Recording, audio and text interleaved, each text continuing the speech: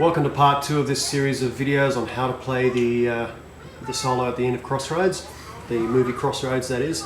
Okay, so we've already done our first 2 arpeggios. They are A minor and E7. Okay.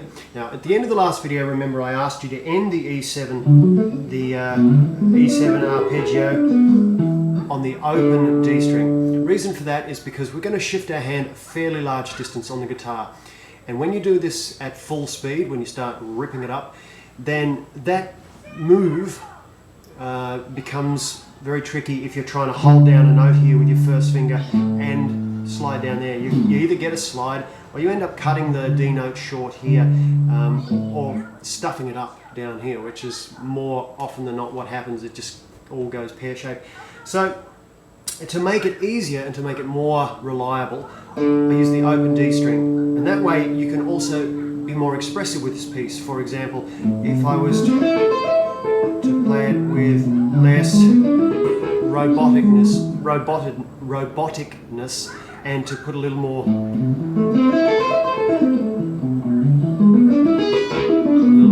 feel, it would give me that nice fluid change into the next arpeggio without cutting the note short. So, you know, for those who want to play it with a little bit of heart and soul instead of just banging it out as fast as you can, it really works. In fact, it works across the board. It's just a good thing to do. So open D string, okay? So we start the next arpeggio, which is an A7 arpeggio, down here, basically with our hands centered around the 3rd and 4th frets on the guitar, okay? A7 arpeggio is made up of 4 notes: root, 3rd, 5th, and 7th.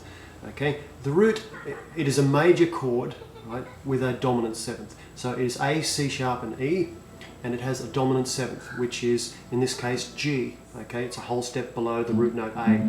So that's the G. That's the G. Okay, and it has that sound. Okay, so A, C sharp, E, G. A, C sharp, E, G. It's 2 octaves, this particular one, and that's how it sounds. It's exactly the same coming back as it is going up. So we learn it going up, and I'll leave you to just retrace your steps. That saves time on the videos. So A is the first note. It is the 5th fret on the low E string. Play it with your little finger, right? A. The second note is C sharp. Play it on the A string with your 3rd finger in the 4th fret. The 3rd note is E. Play it with your first finger on the D string in the 2nd fret. A, C, E. Next note, stretch your 2nd finger up to the 5th fret, okay, and play the 5th fret on the D string, right? That is the G note. Then we do the whole arpeggio again, starting with the next octave, right? So we start in the 7th fret with our little finger, okay, on the D string, that is A. Then we go C sharp, which is played on the 6th fret with our 3rd finger on the G string. So A, C sharp. E is played with our 2nd finger on the B string in the 5th fret. Okay? And the G, which is the 7th of the chord, is played with our 1st finger. Okay?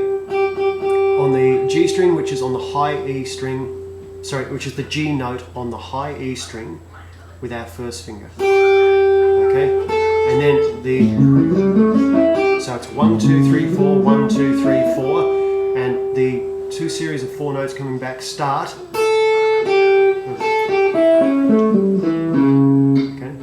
On the 5th fret on the high E string with our 2nd or 3rd finger, whichever's comfortable for you. I use my 2nd finger. It's more comfortable for me. So, and the whole thing just goes backwards.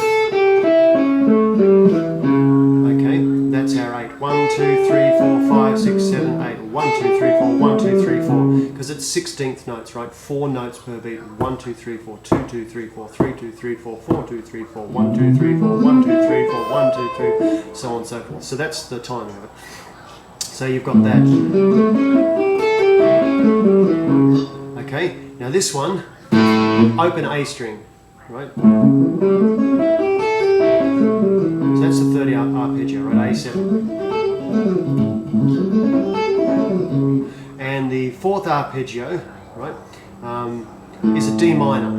It's a D D minor sound, right?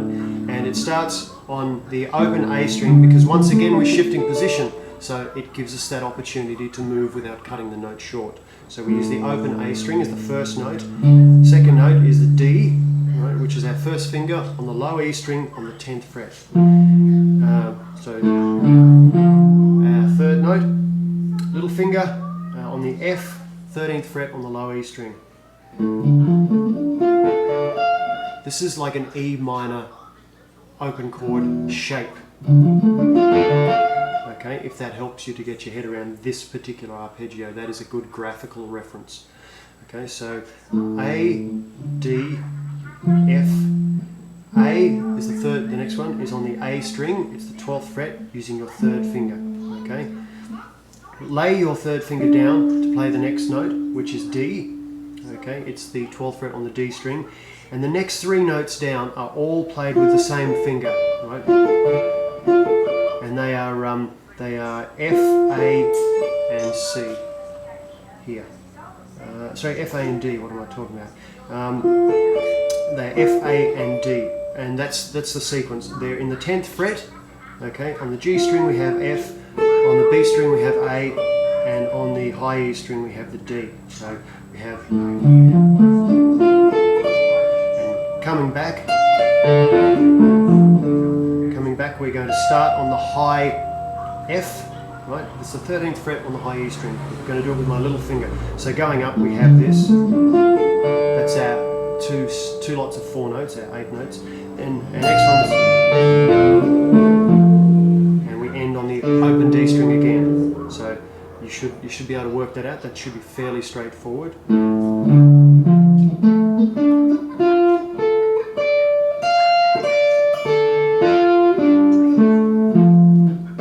Open D string.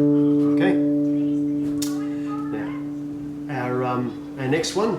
Well, actually, we'll call it quits for that video, and that'll give you lots to work on. So far we have, from part 1, A minor, E7, A7, D minor. Okay, we've got 2 more arpeggios to do. One is I'll talk about it in the next video. See you shortly.